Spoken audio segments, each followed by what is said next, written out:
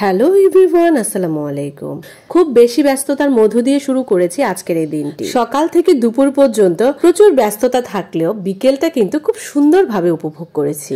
বসন্ত বরণ উপলক্ষে আয়োজন করা হয়েছে খুব সুন্দর একটি পিঠা উৎসব।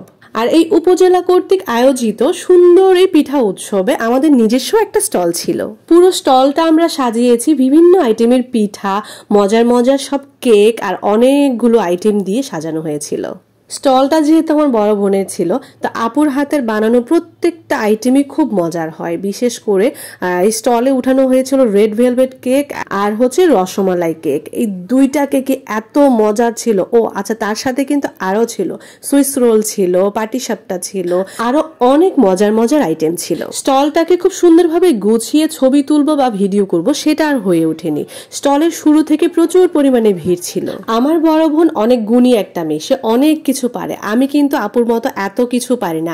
আমি শুধু পারি মজার মজার খাবার কিভাবে খেতে হয়। আপুর পেজের নামটা বলে দিচ্ছি, রুবিস হোম কিচেন। পেজে ঢুকলেই আপনারা এত মজার মজার খাবার দেখবেন, মানে তখনই মনে হবে যেন ক্ষুধা লেগে গেছে। আর প্রত্যেকটা খাবার যেহেতু হোমমেড খাবার, আর আপু রান্না করতে এত বেশি পছন্দ করে, প্রত্যেকটা আইটেমই খুব বেশি টেস্টি হয়। প্রত্যেকটা আইটেমই খুব বেশি টেস্টি হয়। টেস্টি হবেই না বা কেন? আজকের এই ছোট্ট একটা আয়োজনের জন্য, এই যে সামান্য একটা স্টল, একদিনের একটা আয়োজন ছিল, সেটার জন্য এত বেশি পরিশ্রম করতে হয়েছে আপুকে।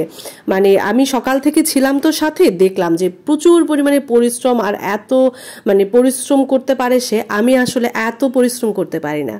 আর আজকের আয়োজনের উদ্বোধনী অনুষ্ঠানে যে কেকটা ছিল সেটাও আপুর বানানো ছিল।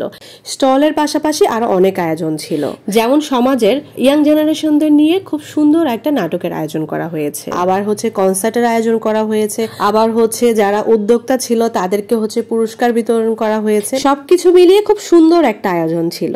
আর আমার তো আরো বেশি ভালো লেগেছে এই জন্য যে আমি স্কুল কলেজ শেষ করে নিজের এলাকা ছেড়ে উপজেলায়, আর ওই জায়গাটায় আমার আর আসলে ওরকম ভাবে কখনোই যাওয়া হয়নি।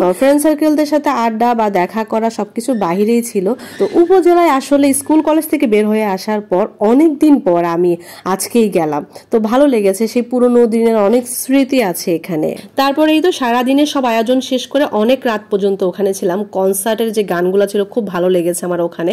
তারপর ওখান থেকে আমরা সবাই মিলে চলে আসলাম যে উপজেলায় যে হচ্ছে নতুন একটা মুক্তিযোদ্ধা ভবন হয়েছে, তো ওইটা একটু দেখার জন্য। খুব সুন্দর করেছে, যেহেতু নতুন একটা ভবন, তো ওইটাই একটু আমরা সবাই মিলে একটু ঘুরে টুরে দেখলাম।